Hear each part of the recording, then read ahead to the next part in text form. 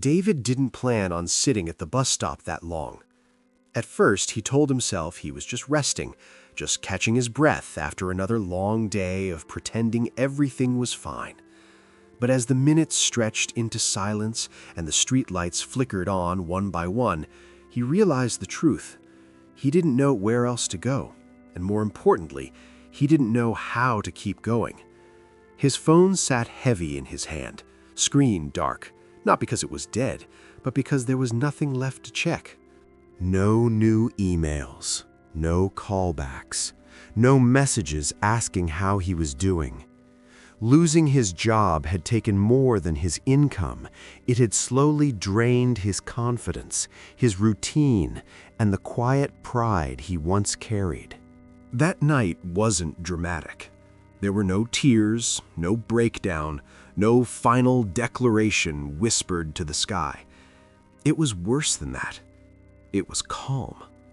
David reached a point where giving up felt reasonable.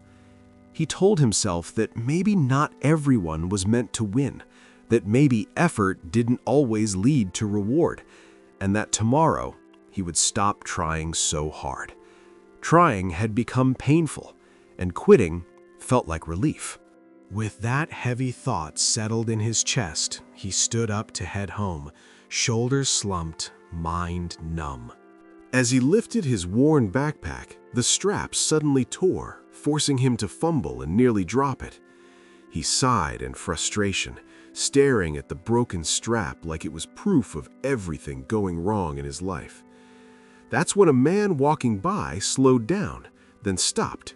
He didn't rush, he didn't stare, he simply said, "Hey, let me help you with that."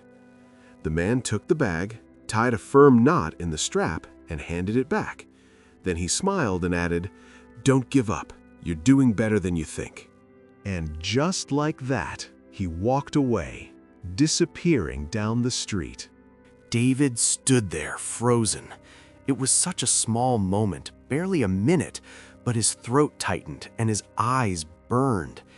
He didn't know why it affected him so deeply, but something about being noticed, about someone taking a moment to help without expecting anything in return, broke through the wall he'd built around himself. For the first time in months, the story in his head was interrupted. Maybe he wasn't invisible.